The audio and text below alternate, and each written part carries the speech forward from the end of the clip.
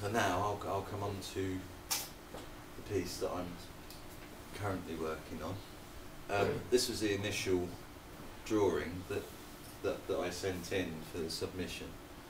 So basically, it's just, you know, the way I set out things now is just having, you know, very, you know, you've got to come up with, you know, it's almost like poetry. I started off with about 4 pages of writing to end up with just that little bit there.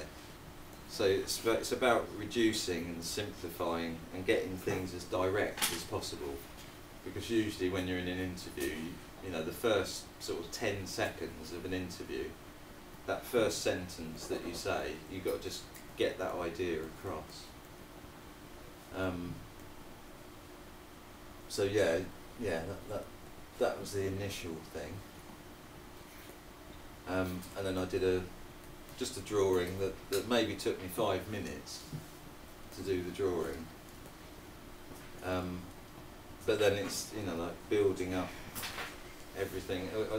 I like to see it like a tree gathering moss. You know, like you have your idea, which is there, bang, and then all the other stuff that comes with it, it kind of gathers onto it. And that can happen really quickly, or it can take quite a long time.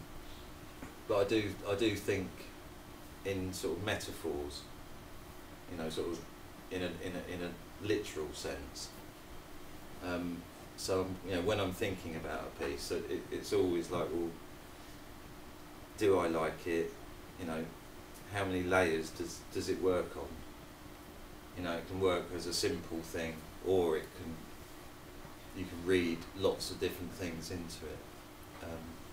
So that was the idea that I pitched, and then luckily I was shortlisted, and then very luckily I secured the job. So, how much did you have to put into the original proposal? How much written material? Actual. Well, I think this is all I sent, Mm-hmm. and then, you know, it was just the 1 page, so it's quite simple. You know, it's all there on 1 page, the dimensions, material, and then just the concepts, and then basically looking at the brief that I was given.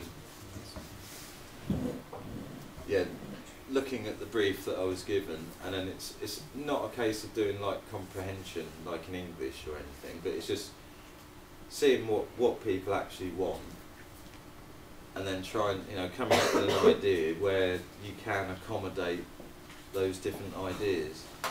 And it's a basic design, you know, design thing, I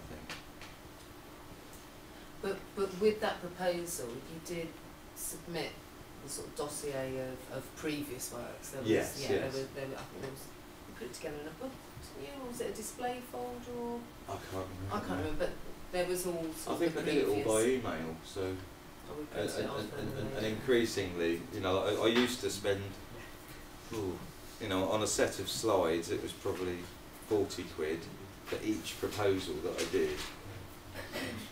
And I'm so glad for email now, because, you know, you can just have it all stored on there, and you can just, you know, put it together in probably, you know, 2 days. I think it took me about 2 or 3 days. It took me 5 minutes to do the drawing, and then 2 or 3 days, sort of 8 hours a day of kind of sifting through, editing, and trying to, you know, rewriting each of these sentences over and over again, just to get it as direct as possible. Yeah, and you know, with other applications, it usually says, well, we want 20 examples of previous work, a CV. My CV now, I've had to edit that right down, because that's just the public art runs into about 6 pages. So I have to basically select down, and then select the work for the CV that goes with, that seems most relevant to the commission that I'm applying for. Yeah, so it's images of past work, description of, you know, your proposal, and I do you know, I used to just respond to briefs, but nowadays if I come up with an idea for a place, I do cold proposals, and that's something that I think people do respond to. You know, if you just come up with an idea, or you want to do something, and you've kind of worked out how you'd do it, you know, how it's going to benefit them, how it's going to benefit you, and you can just cold approach people, and people like that, I think, you know.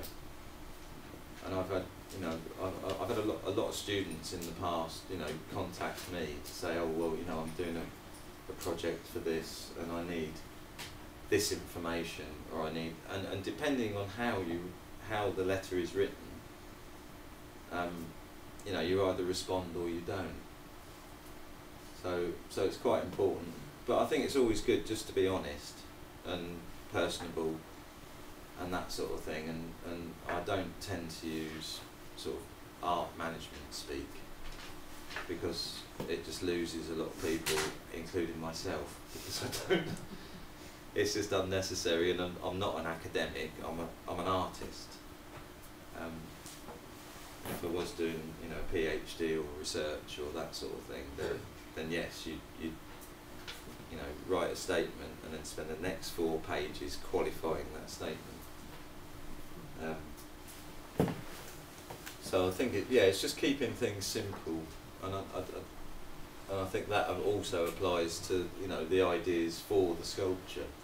You know, it's great sort of coming up with a complicated idea, but then you think, well, now how can I distill that down to something quite direct, and that people are going to just see, or next time they come back they might see something else in it. So basically I'll just go through, you know, these are all the pictures I took as, you know, the stage by stage for this commission. So this is the quarry where I got the blue piece of stone from. So I turned up early one morning, and then I said, where's the blue stuff? And they just said, over there. So I went over, I had to put my hard hat on. It's gone dark again, hasn't it? Yeah. So this is, that piece of stone there is the actual piece of stone that I've carved the sort of shaft section from. And what type of stone is that? This is called Ancaster weatherbed, blue weatherbed stone, and it's basically the stuff that's right at the bottom of the quarry. So, and it's from the Jurassic period. So it's got loads and loads of fossils, and in parts of the quarry you can actually see dinosaur footprints where they've, you know, released the stone, and where the bedding planes are, you do see these strange footprints all over the place.